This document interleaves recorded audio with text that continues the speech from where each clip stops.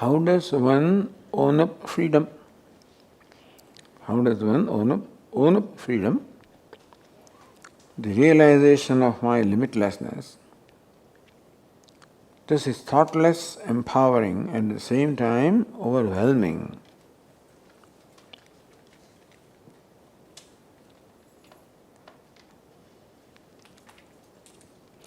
Depends upon how we visualize realization. If you visualize realization as an event, some kind of an experience, then yes, it may be, there may be events like, episodes like that, which is overwhelming.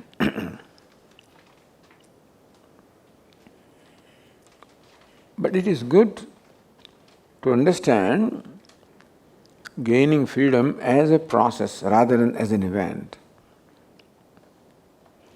Or Swami used to ask a question, when did you learn English?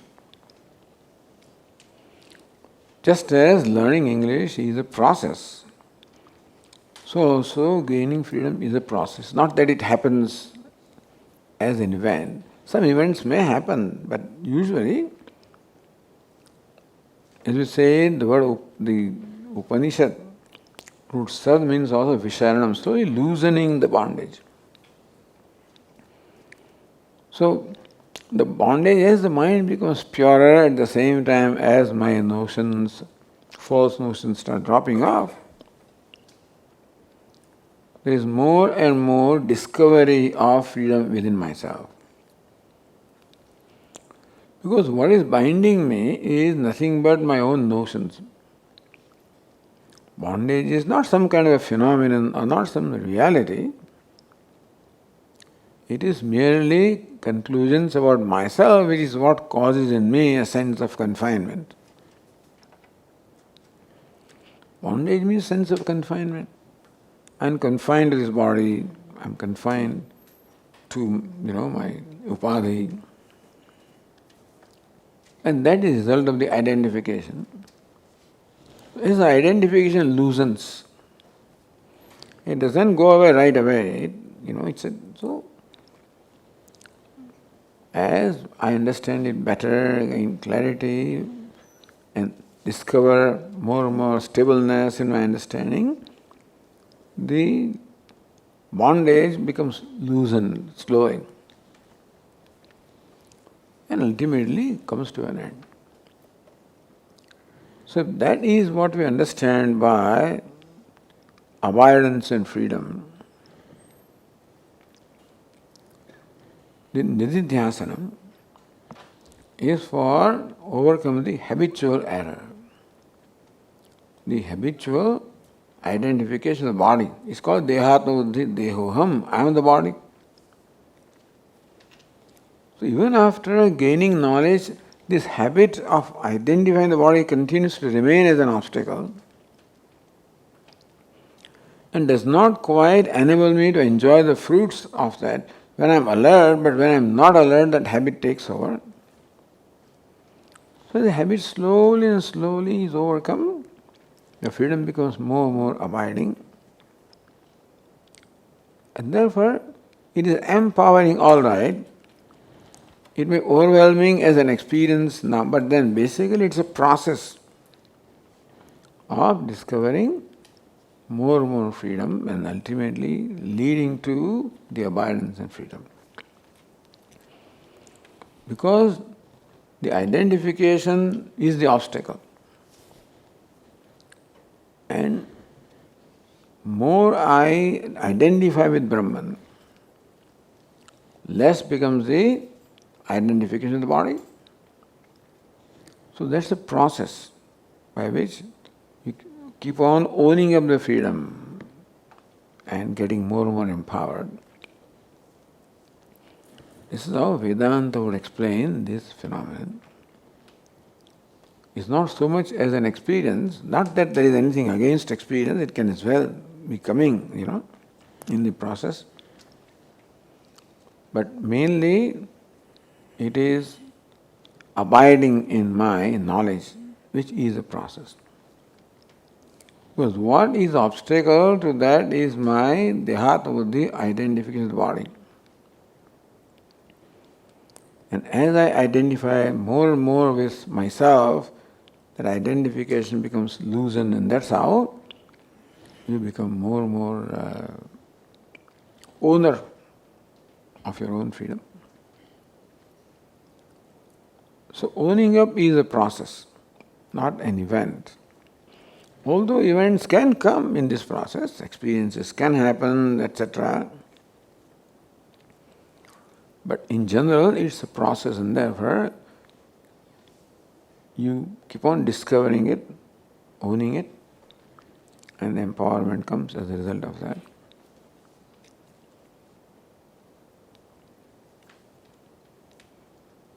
So how does one own up the freedom? It is a process. Owning up is a process.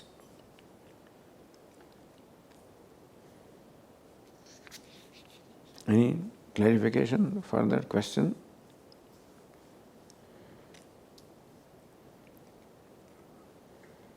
On this? So, if it is a process, if it is a process, then how do we deal with the samskaras probably that are like where we tend to go back to probably we have this notion that if I have something to hold on to, then probably because that is just habitual. So so how do we, probably the answer could be that even that is a process, but how do we deal with it? Yeah, overcoming habit is a process.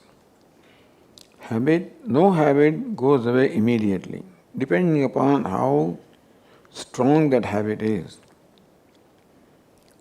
Becoming free from any habit is a process. And the process is longer, the stronger the habit. So this is the habit from time beginningless of identifying the body. Therefore it's a process. Technically they are called manonasha, vasanaksha. Vasana means habitual, this is dehata buddhi. Vasanakshaya means that slowly exhausting that dehata buddhi, identify with the body. So that is what we mean by process. Overcoming any habit is a process. And what is the process? Becoming alert. Nididhyasanam is the alertness about myself. When I know I am Brahman, then also remaining alert, owning up that, because that dehata may take, the habit may take over. So the method of overcoming any habit is being alert. Before the habit takes over the mind, I alertly push it away. Therefore, nididhyasana means alertness that I am Brahman. Then habit may come, again become alert. So that is why overcoming the habit is a process. Ultimately, you remain alert when there is all habit is gone. It's a process.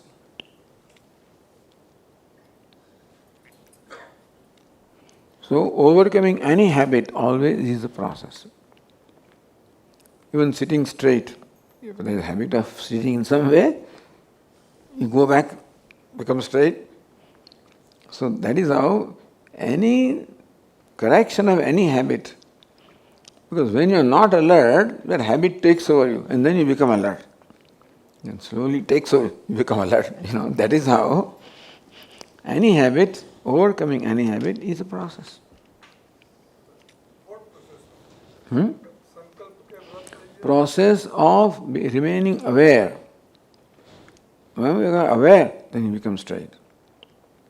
Then you get engaged in activity, and then again you go back to old habit. Become straight. This is an example, with any habit. So alertness is the way of overcoming the habit. Habit takes over and guilt develops that I was not able to, I got fallen trap to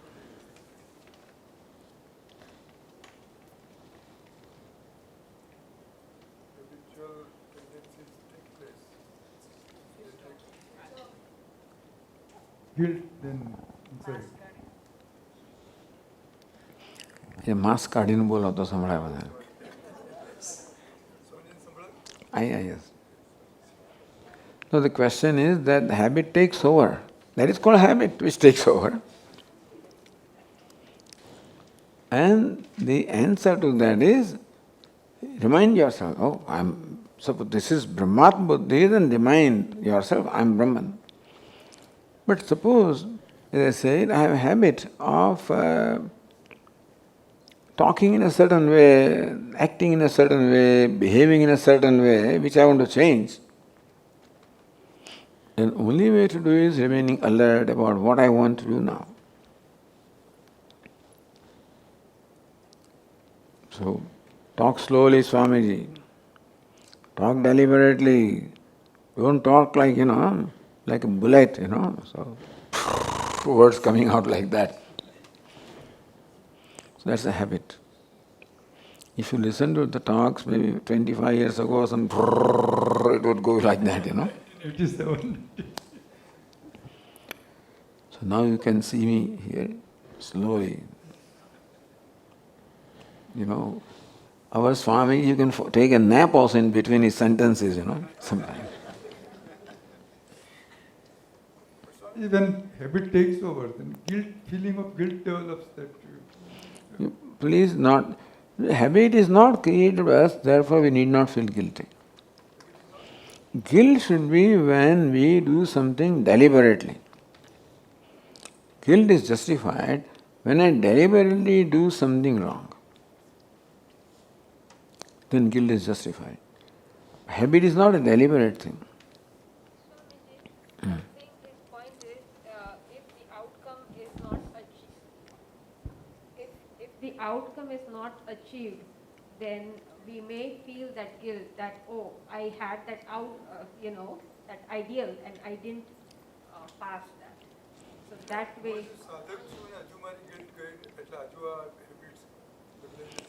But you see, guilt should be for doing something wrong deliberately. That is when guilt is justified. I deliberately told a lie. I deliberately did something which I should not have done. That is when guilt is justified. But if by mistake I do something, guilt is not justified. Should not be. You should feel guilty if you did something. Now, if you did not do it, it happened, then guilt is not justified. You should not feel guilty because you did not deliberately do it. Guilt is justified for deliberately doing something wrong.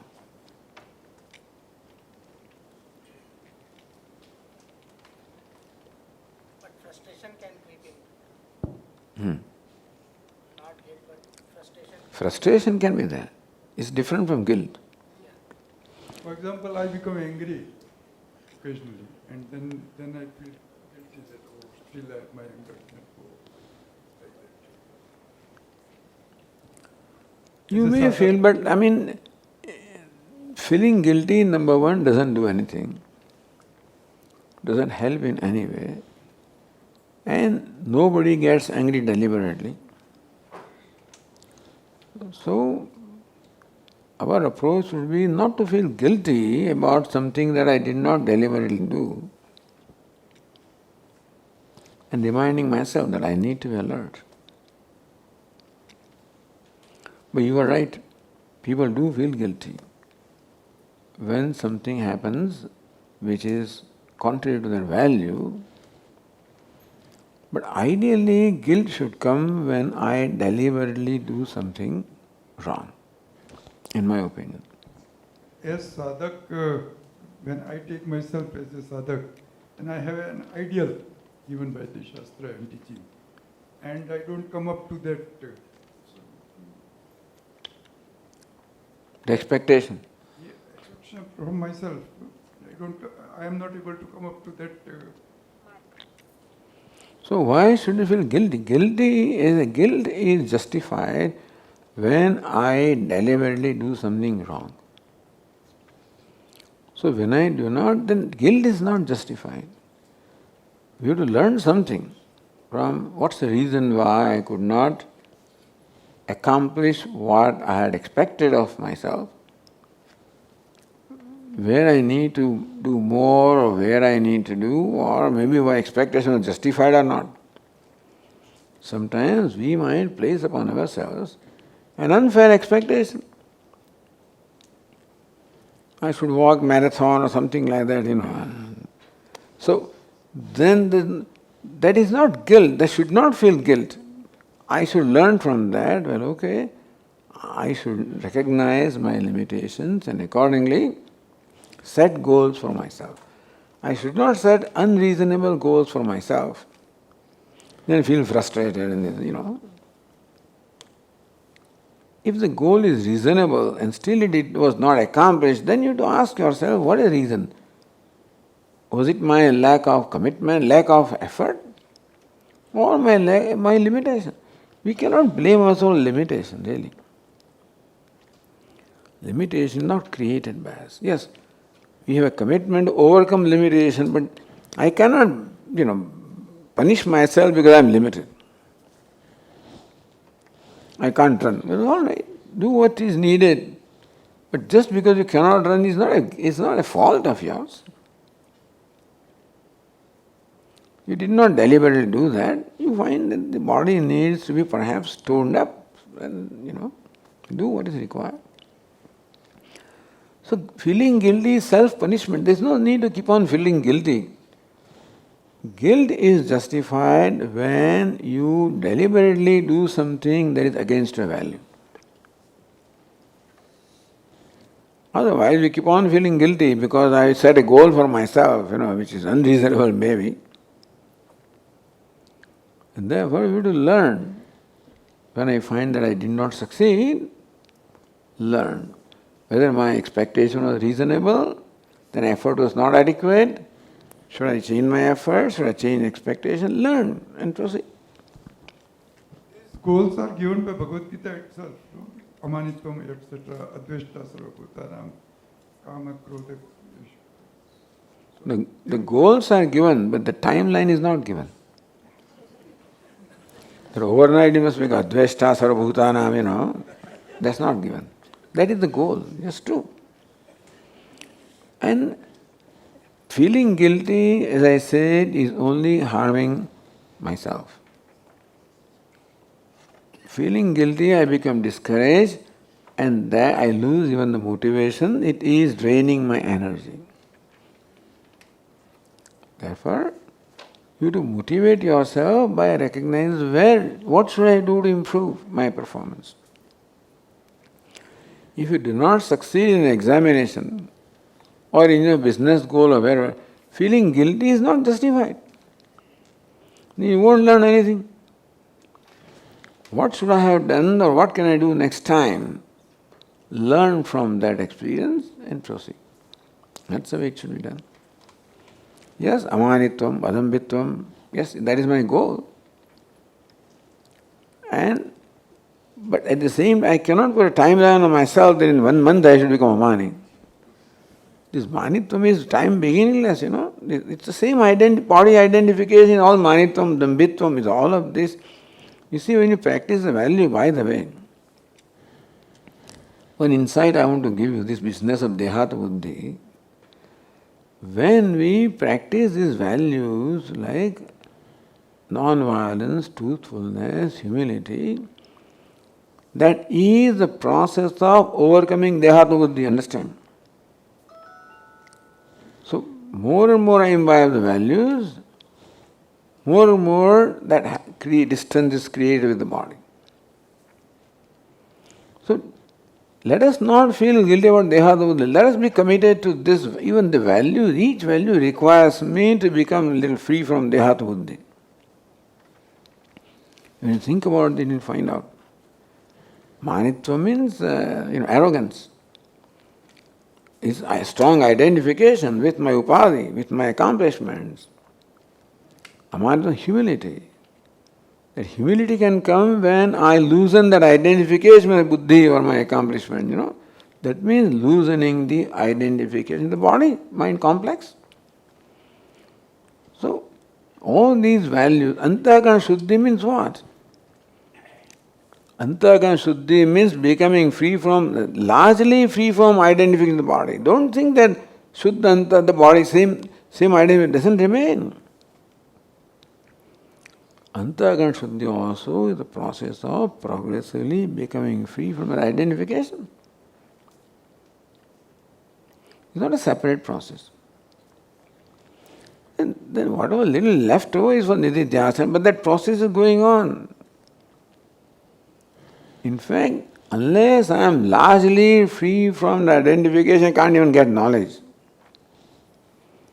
Antahkarana Shuddhi also requires largely a freedom from that identification and judging myself by the body. So, Antahkarana Shuddhi, call it Sattvikta, the values. They are all, that's why Lord Krishna calls them Jnanam, because of Jnana sadhana, means of knowledge. So guilt has no justification other than when you deliver, and under pressure you do. Nobody wants to do anything wrong if they have freedom. If you have freedom, we would always want to do what is right. Everybody, even a criminal. Human being basically loves to be good. Human being has a natural love for goodness, truthfulness, non-violence, because that's what I expect others to be. Then I find myself violence is because of my helplessness, not because of my choice. Nobody can be deliberately violent. Nobody can be deliberately angry. So what Swami used to invite, come on, get angry. Get angry. Come on. See, she's smiling. I'm asking her to get angry and she's smiling at me.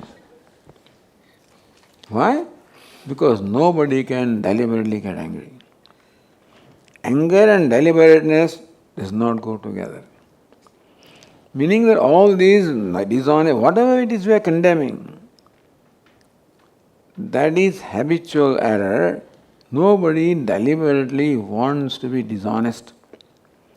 Because everybody loves honesty, because that's the nature of self. And love of the self is natural. Now, it is only out of helplessness that a person violates a value. Understand this. Nobody with a choice violates value. Then it can happen that the speaking lie becomes so habitual that now you have lost that free will at all. As long as free will is there, one will always want to choose what is right. Now, doing wrong has become so long that the free will is lost. He is no more a human being. So we don't have to feel guilty. We can learn and make a devise a strategy and how better to do if you are not satisfied with your performance. Dealing with the outside world, or interacting with the outside world, we are decent and fine, but when it comes to Spouse. or children, all are frustrated. They become the victim of our world. How come it's so difficult to follow values with close people? Particularly with spouse. Children, as long as they are small, not later. Once they grow up, then you observe. But spouse always. Because you need an outlet, You need an outlet and you can have outlet where you are safe. You follow? Really? You are safe with spouse.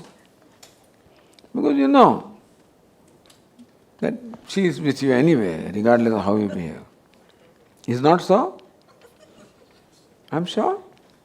It's both ways, by the way. Spouse means spouse, not only wife. Small children also become victims. Children become victims as long as they are vulnerable. They are, as I said, once they grow up and become independent, then we won't take that liberty. But it must be damaging the children. it is damaging for anybody, even spouse also it damages. It damages anybody where we abuse them. Being angry is abusing them. I'm using my power of being husband and my empowerment I use to overwhelm them. I don't know how else to do. Because they don't cooperate. They don't do what I want them to do. So what do? I use my power. You do it. So that is what anger, etc. means. When I fail to get things my way, now I don't know whether I'm saying this something that is to be heard by children or not, but they are laughing at me, We want our way.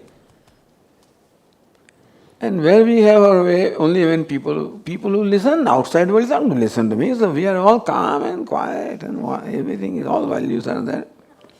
I can't do anything with my boss, regardless of how he behaves with me. So with the world, we naturally observe, boundaries. Because we know that there will be retaliation. Only where we are safe and there is no retaliation, that is where spouse comes and children come. Because they are small and helpless. They cannot retaliate. They may not like it in their mind. But they are not strong enough to retaliate, so long they become the victim of, my anger and things like that. But as I said, we take liberty where liberty is possible. Liberty before the one who gives me liberty. If I am going to walk out tomorrow, then I will stop. If this happens, next time you do that, then I will perhaps stop it. Generally that doesn't happen. Even after saying that, they don't work out, fortunately. Because in Indian system there is no choice. Where will you walk out? Where will a woman walk out anyway? I shouldn't say this in front of women, but where will they walk out? This society they don't have economic freedom. They don't have social freedom. I'm not supposed to say this in this audience, but anyway, women, Swami, there are no divorces. You give them freedom, then you'll find out how many divorces are there, I tell you. In the West, they have economic freedom and social, because society accepts this. Otherwise, our society doesn't accept. A woman in particular who is divorced, tekta they call it. And economically also, because she has been a housemaker, So she has not learned the way of supporting herself economically. So, lot of things go on out of helplessness. And this is my, Anyway, there's no point in saying all that here, because, but that is why we take liberty with those people who are dependent upon us, who have no other choice. And so we do that. When they become independent and have a choice, then we calm down. Then we take, when we observe boundaries.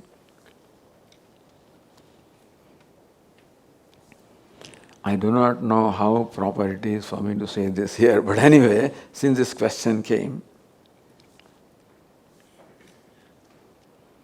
Okay. In Vedanta, should sadhaka focus on teachings of Ramayana or Mahabharata, or take them as real events or religious text? Because some events in religious book don't sound real, but can have different meaning and useful in life. Yes. The Puranas have some basic structure, particularly Itihasa like Ramayana, Mahabharata, has some structure in terms of what happened. But then there is a lot of poetic liberty. Say, sage like Valmiki would take the basic structure of what happened and then apply his poetic imagination to do a lot of exaggeration, and a lot of other things are added, So make it very alankarika. And so a lot of poetic license is there. So even in Ramayana and Mahabharata, which are set of histories, means based on the events that happened. And the same, but we cannot take them literally. Now Tulsidas will say that the Vanara Sena, So 1 crore vanaras came from here, 2 crores came from there. So if you add them up, there is no room in the whole earth to accommodate them. What I'm saying is that, well, so that is all poetic license. You can't take everything literally. It's nice. That's such a huge, Vanarasena was there, and then the monkeys were warriors, and the bears were warriors. It's a beautiful thing.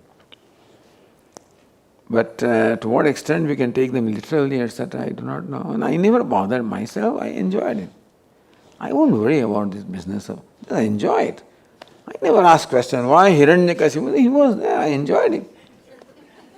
How can you lose your son? Well, he did it. Even Parshurama also, the father says, chop off the head of your mother. He did. I didn't. Nowadays, what do you mean, Swamiji? How can you do that? I said, so we don't tell these stories to children now. No, we should know what our psychology was different.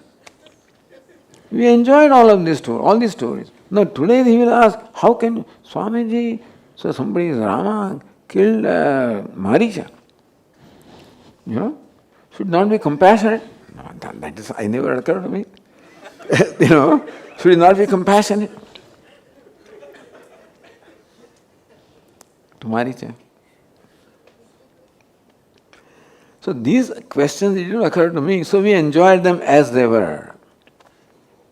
It never bothered me that Nrsimha came from a pillar, etc. It was wonderful, thrilling.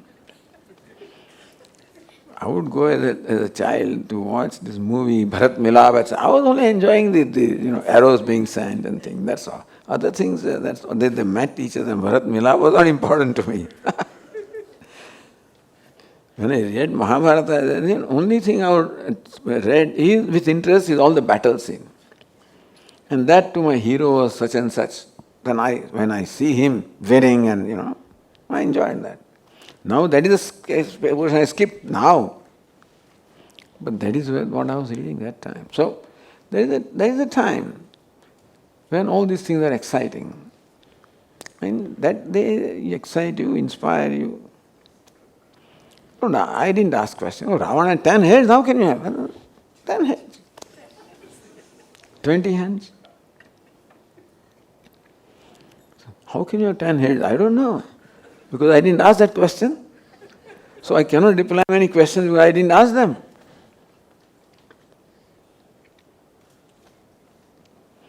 So enjoy the religious book Ramayana, Mahabharata, enjoy them and learn the lessons from them without worrying about the truthfulness of everything that is said, because a lot of poetic license is there.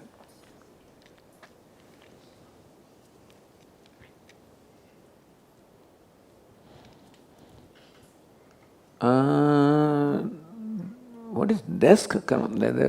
What is the question there? What karma apply only to human beings or also to animals and other? The law of karma only applies to human beings. What is law of karma? The karma phala, the outcome of the karma is in keeping with the karma that you perform. The effect is in keeping with the cause. So which karma produces result? Only a deliberate karma. That's called karma, by the way. When the word karma is used in the Bhagavad Gita, what is meant is an action performed deliberately. And only human being is given the freedom to perform deliberate action. No other creature performs deliberate action. A cat doesn't deliberate. When it sees a mouse, it does it. That's all impulsive. Or what you may call them instinctive. So rest of the nature lives instinctively. Therefore they are always right. They never do anything wrong. Because they are programmed. Human is not totally programmed. And therefore it's likely that I may do something which violates the law. So only human being is given the free will, which means that only human being has the freedom to perform deliberate action, which is a great thing. It is that which can, lead us to the moksha. This gift of performing deliberate action. Everything performs action. If the chesta or movement of the limbs is called action, then everybody does. All creatures do. What is action? Deliberate action. But kartrutva is there. Sense of doership is there. When this notion is that I am performing the action. So that is the action that will give result. Karma phala. Or the breathing, a lot of actions are there which are habitual. They don't produce any result. In court of law also, if somebody establishes that this crime was performed when he was not conscious, he was under influence of alcohol and stuff like that, if you can, or he was under some influence that he did, then punishment is different from when he did it deliberately. So that is why a court has to establish, has to judge this. But this was a deliberate action, or how much deliberation was there, how much premeditated was it there, how much impulsive was there, how much was influenced by others, That is how the nature of punishment is determined based on the nature. That's how the nature of crime is determined. In short, only deliberate actions produce result, and only human beings are able to perform deliberate actions. So then we have to also, we are accountable for the outcome of the action.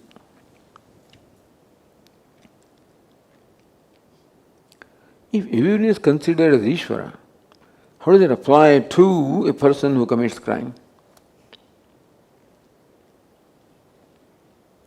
We'll talk about it, but then Swami, why doesn't Ishvara prevent this fellow from committing crime? Well, you should ask that question.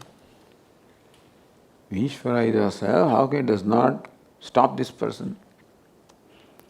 So we'll raise this question maybe in our class, and you can wait for the answer for that time.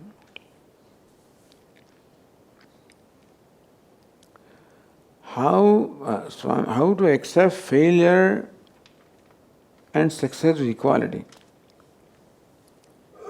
How can you be even-minded in success and failure?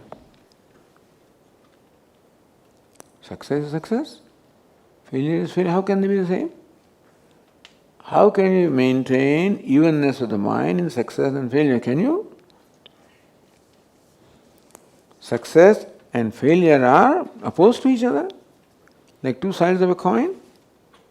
That's called dvandva. Is it possible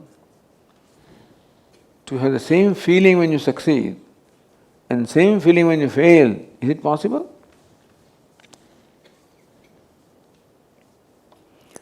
When they ask you to remain even-minded, is it a practical thing that they're asking us to do?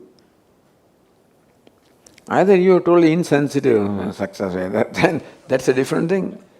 But they're not teaching insensitivity. They're teaching viveka, discrimination. How is it possible to treat success and failure in the same way? You cannot. Then why are they asking you? That means that recognize success and failure. One way of understanding is success also is your conclusion, and failure also is your own personal conclusion. Success and failure are subjective perceptions of a person. There is no such event called success. What is success? I don't know whether the final match will be played today between France and Argentina, isn't it? That may be going on still. I don't know. But suppose this poor Morocco, they lost, you feel bad for them. The Croatia, all this. Anyway, so you lost the match. There is failure. You won the match. There is success, isn't it? Or is it what you have decided? Success and failure, are they not something that is That is what we have decided to call this event a success and that thing a failure. It's just a match, it's a game, Unfortunately, that is no more the case now. People don't play games, they pay only for success. Because a lot of money, a lot of things are involved in that. But otherwise, a sport is a sport, is it not so? You play, do you enjoy sport or you enjoy a win? What do you enjoy? Sport is not meant for is meant for enjoying. Nowadays, human being enjoys only win and is totally frustrated. And I don't, that is all right. But that is not the purpose of sport. It's to play and enjoy the play. So you postpone your enjoyment until the result. Then you will enjoy at that time. The game goes on for 2 hours or something like that, Until then you struggle.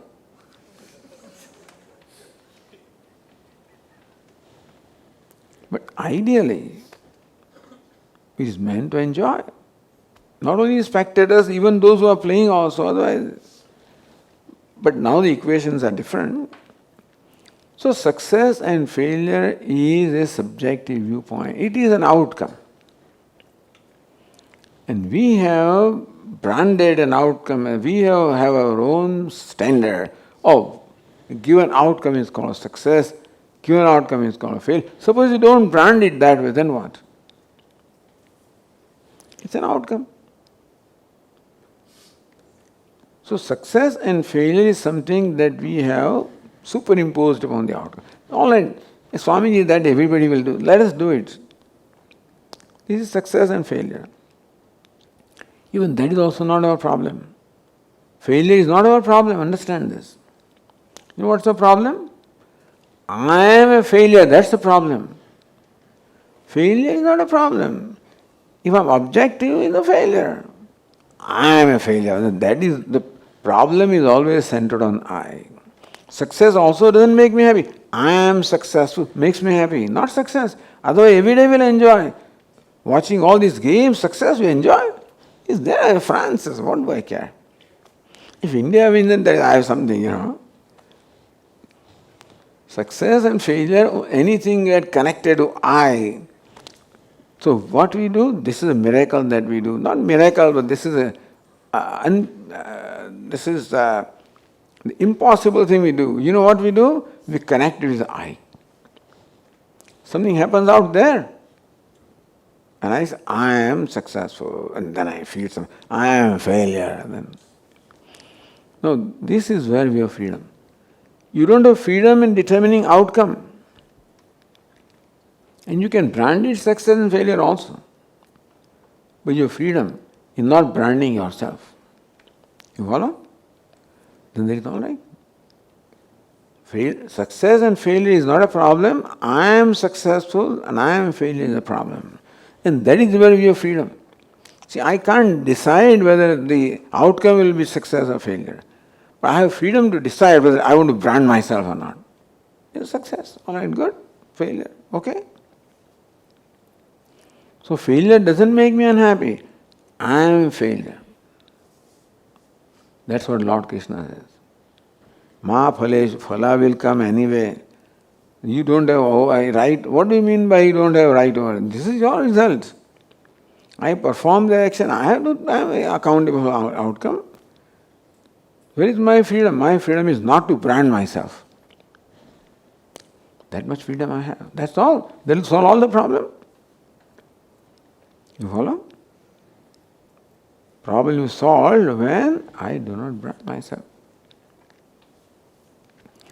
So how do you accept failure? By not judging yourself as a failure. How to accept success? By not judging yourself. So if you judge yourself as success, then you judge yourself as failure also. Success and failure belong there. Action and outcome. That is called objectivity. That's how it really is. That's the secret of happiness.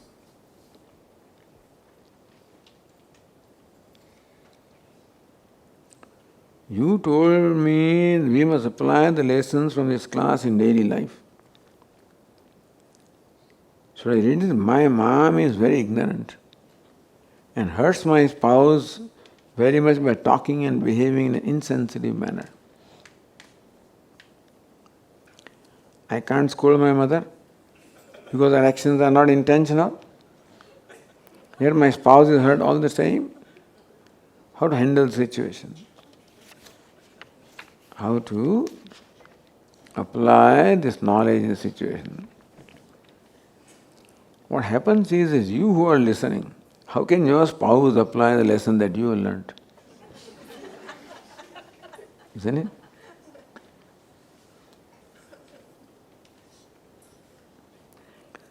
If spouse will listen to this, then she realizes this is the nature. What do you expect? When you, in the street, when you pass by, the dog barks. What do you expect from a dog? Do you get upset because the dog barked? Why? Because that's what do you expect from a dog? I'm not saying the mother-in-law is like that, but what I'm saying is that has become the nature. So the spouse, if you can make her understand that this is not intentional, this is how it is. A person has no control over oneself and over one's words and one's behavior. The extent to which spouse understands, to that extent, it will be possible for her to be objective. Okay, this is the nature. Let us be compassionate to them. Because when somebody hurts you, there is a pain inside. That mother-in-law, when she behaves in a certain way which is hurtful, it shows a hurt in her own heart also. A hurt person can hurt others. Can you ever hurt anybody when you're happy? I gave a slap. Why? I'm so happy. That you can do to your friend or something, but nobody does that. You hurt somebody when you are hurt. A happy person can never hurt. Only a hurt person can hurt. Because the person doesn't know how to deal with the hurt. We are Vedantins, so we know how to deal with hurt, but the person doesn't know. The only way to deal is by hurting others. That's how they think they can deal with the hurt. We also do that, but we should recognize that's not the way to deal with our hurt, by hurting others. But that's all they know. They don't have the benefit of this education. And you don't learn this from anywhere except here. Because this insight only Vedanta and only good teachers can provide you. This insight about the mind, etc., is not that easy to get. Easy to give sermons and lessons and stuff like that, but to explain the mechanism, the anatomy of all these things requires, more thinking and more insight. But naturally, mother-in-law doesn't have the benefit of that. So even if she knows what she is doing is wrong and she may regret later on, but she has no control over herself. So I think the spouse has to understand and become more tolerant. And for a spouse, there are own problems. What happens is, a hurt person hurting other fellow who is also hurt. If we are not hurt, then perhaps other people's behavior won't hurt us that much. You follow? But we are also hurt. The reason why other person's behavior impacts me so much, because there are problems here also. Otherwise it won't hurt that much. Why is a wise person not hurt by anything? Dukkeshu, anudvignamanaha, sukheshu. Because he is free from all these problems. That is called wisdom. It's not some event. It is a hard work that is done with ourselves, recognizing all these things and working on them. That's what a wise person is supposed to have done. of recognizing all these things inside, resolving them in light of this teaching. Otherwise it will come back. There are people who are great sages, but very angry people also. Puranas, we have these stories. In the modern times also we have. So Durvasa, they always give the example, Swami, how about the Durvasa? What can I say? How about Vishwamitra? Great sages, tremendous penance, thousands of years. And still, because these things need to be addressed, they won't go away by themselves, unfortunately. Kama, krodha, lobha, tasmad, etatrayam tyajet. Arjuna, please give up this kama, krodha, lobha. You give up, they won't go. Tyajet, we have to give them up. And if that work is not done, you may have all other things also, but these also will be there. Not that he's not learned people, not a good person. I'm not meaning, but these has to be addressed. Anger doesn't make a person bad or anything like that. But then they said, yes, you cannot scold your mother and you cannot do anything with your wife also, unfortunately. And so it's a perpetual. But only thing is that, unfortunately, old people are what they are and they say they can't change. So we have to change. The younger ones have to change.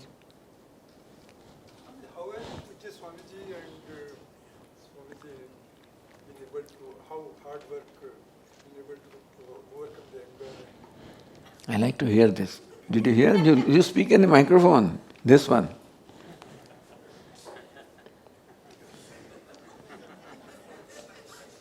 This kind of things I like to hear.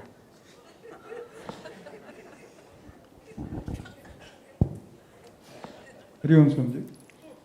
We haven't seen Pujya Swamiji or Swamiji getting angry any time, anywhere, in any circumstances, howsoever provocative they may be. So, what type of hard work both of you, because Pauranic Rishis, what they may be, we don't know, but at least we have these two illustrations in front of us. And are role models. So that working on getting rid of anger and other things. So, I appreciate your observation about me, although I may have my own views about what I am, but let us talk of Swamiji, Pujya Swami. But it's not just tolerance. You have to grow. Tolerance is a practice that you can, have for controlling yourself. So not getting angry can be a result of controlling your anger so that it doesn't come out. Even that is also a great accomplishment. Lord Krishna says in 5th chapter, he is called a yogi who can contain his impulses of anger and greed and lust, etc. So that is an accomplishment. The finest accomplishment, they don't arise in you. So first step is to recognize this and a value for not becoming controlled by them, which is also very difficult. Lord Krishna calls him yogi. Sa yukta sa sukhi naraha. But the ultimate accomplishment is that this kama, krodha does not arise in you. That's the result of your growth. So, more large-hearted you become, more accepting you become, more respectful you become, basically. The respect for other person. That's a basic value. Respect for the other person, whoever that person is. Good, bad, indifferent. in the words of Puja Swamiji, give them the freedom to be what they are. Not easy. But the extent to which we give the freedom to others to be what they are, to that extent, this impulse is, they are subdued, they don't arise. So it is an ongoing work for this Swami, definitely. Because you made this statement and somebody tomorrow finds me angry, that would be very embarrassing for me. I'll try to make sure that before this audience I don't. But you never know. Just to provoke something and something happens. But the basic value is respecting the other person, which means that giving them freedom to be what they are. This is a basic value. The extent to which we are able to do this, to that extent, the anger does not arise. The rejection doesn't arise, and so reaction does not arise. But that's a lot of work, because giving freedom to others is what others? Others are so many categories are there. And we have very fixed views of how a person should be, and we just cannot tolerate certain kind of views and certain behaviors, etc. So stronger we are on all these, our views, our conclusions, our notions, more difficult it is to remain calm. And there also can be, he says, talks like that, can be. Things like this can be. So more accepting we become of others, more freedom we give them to be what they are. To that extent we have to maintain a composure of mind. It's work in progress, by the way. As far as this Swami is concerned, it is a process. Why is Shanti Mantra Purnavada in low swara? Why is it all Ananda? No, there is a whole science which I am not familiar with. There is science behind the swaras also, by the way. Why do I say that? Because while commenting upon this Rudram, for example, the commentator says this swara should have been like this and it is like this. So swaras are also chandasam. No, there is a science behind this thing which I do not know. There is a chapter in Panini. Swara Shastra. Swara Shastra. Generally not taught. Okay. So that is the phonetics. Yeah, its last chapter in Siddhanta Kaumudi also not taught. Okay. Yeah, so Swamiji says that, so Sage Panini addresses this also. As to why is the swara what it is. And so a lot of chandas, when we learned that, we realized that even the swara that we are reciting, a lot of chandasam is there. Indra Shatru Vardasva Swami. And that of course is well known. But that was a mistake. Swara is there particular. But that was wrongly pronounced. But in the what we call right pronunciations also, that all swaras are not according to the rule that is set by there, So, but anyway, why is it so? That's what it is. But I guess we have to ask somebody who is more knowledgeable about why the swaras are what they are and why they are not anudatta. I thought that I was scoring a point by drawing your attention, these are anudatta, because nobody may have told you that, Anyway, now he's asking me why is it so, that is where now. So this is one more question. Our Swami to say, our knowledge, limit of knowledge what? One more question. This is that question.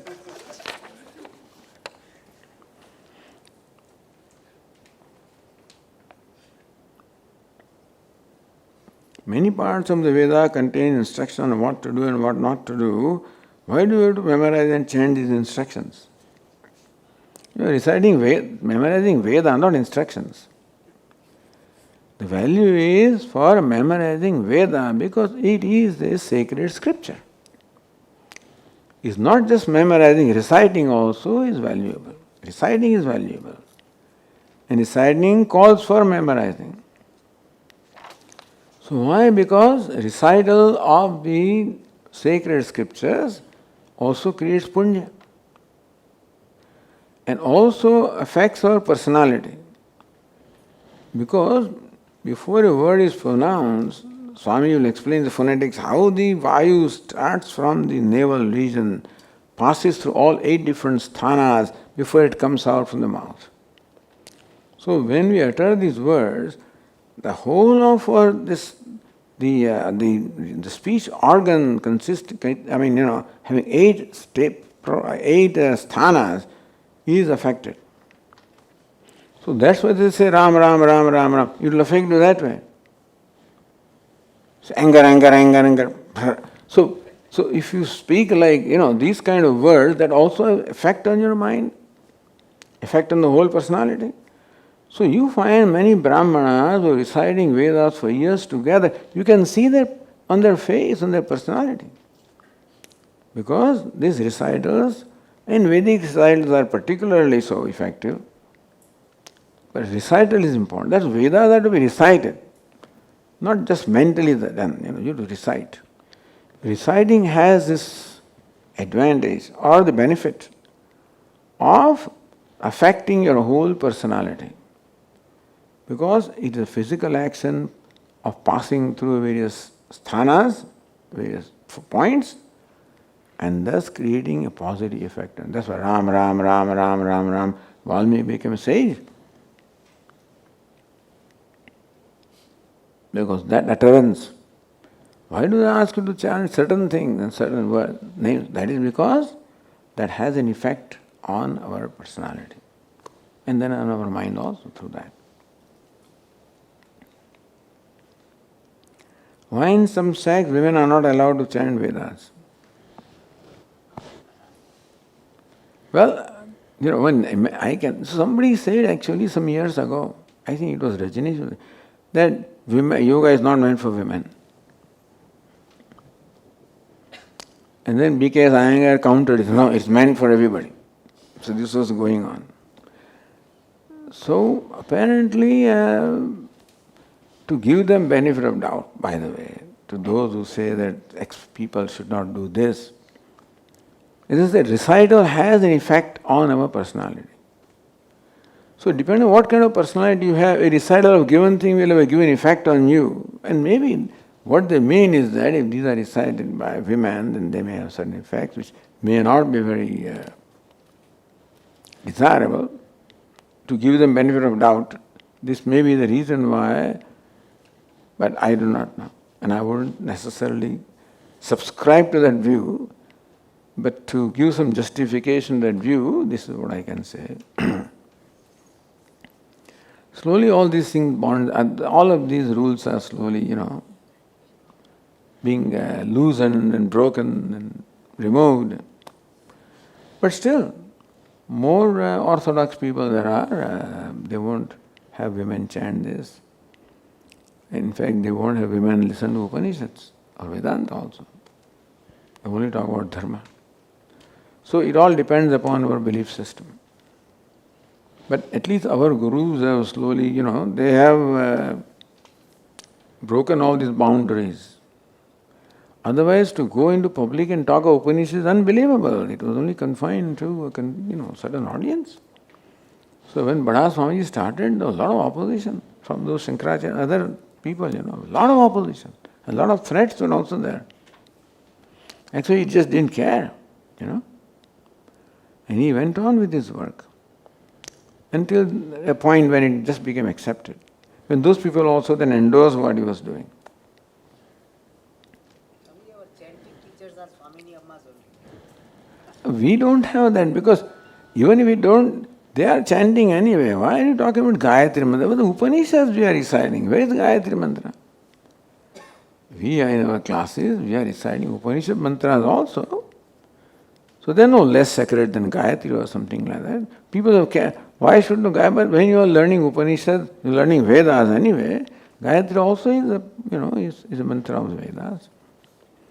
So meaning that this kind of segregation we haven't kept. Our teachers have not kept. So then we are following their line, that's all. Will they benefit one chants the Veda without knowing? Yes, it will have benefit. Recital itself is a benefit. If you know the meaning, there is a greater benefit. Okay, so I think we'll leave a few questions unanswered. We might take it tomorrow. There are most of the questions answered this evening. So remaining questions we'll take up tomorrow. So, lights off.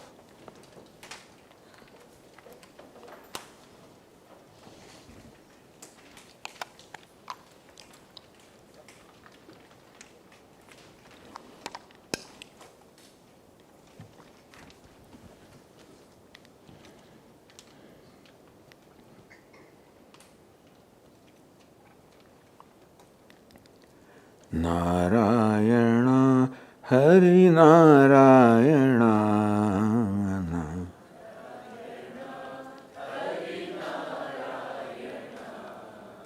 Narayana Hari Narayana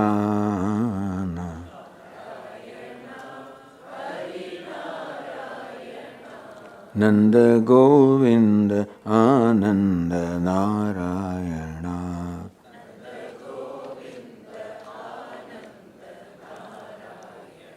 Please, everybody join.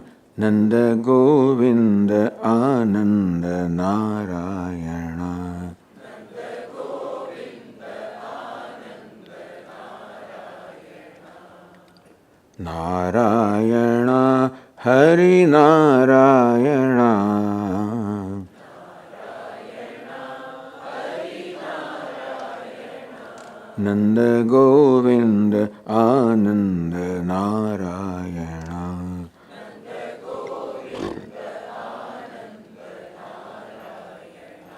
Nanda Govinda Ananda Narayana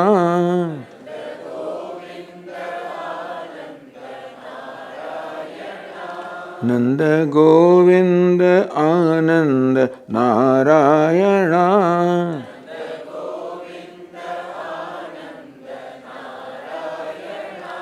Nanda Govinda Ananda Narayana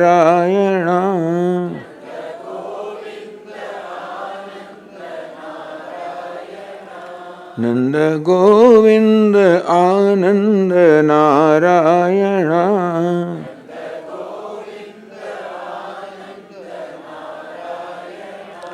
Nanda Govinda Ananda Narayana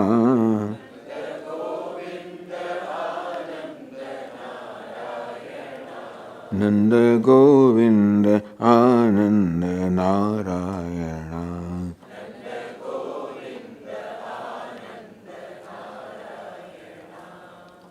Narayana Hari Narayana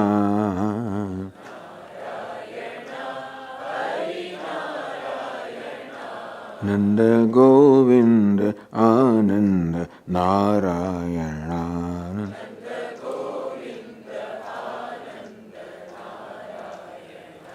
Nanda Govinda Ananda Narayana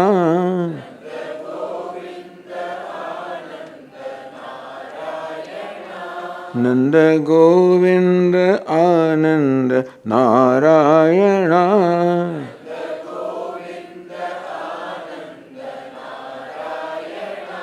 Nanda Govinda Ananda Narayana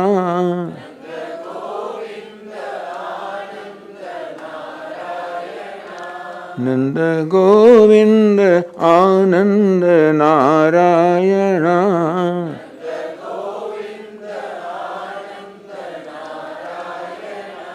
Nanda Govinda Ananda Narayana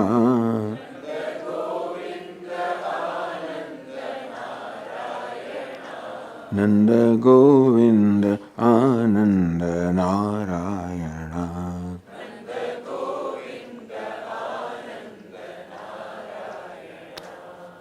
Narayana Hari Narayana.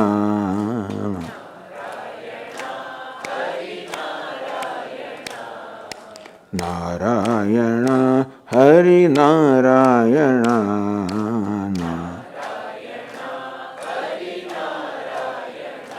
Nanda Govinda Ananda Narayana.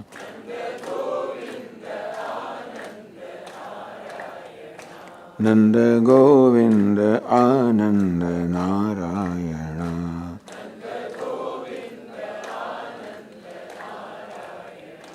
Nanda Govinda Ananda Narayana.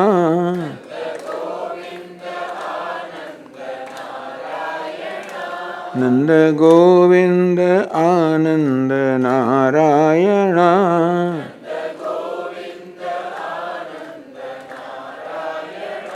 Nanda Govinda Ananda Narayana.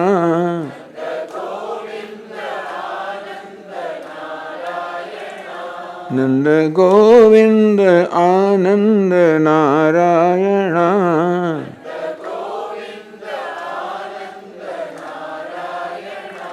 Nanda Govinda Ananda Narayana.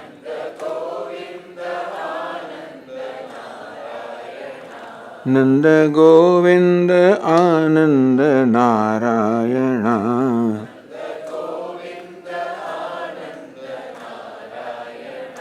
Nanda Govinda Ananda Narayana.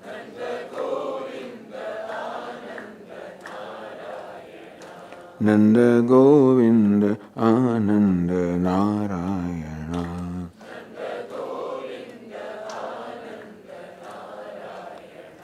Nanda Govinda Ananda Narayana.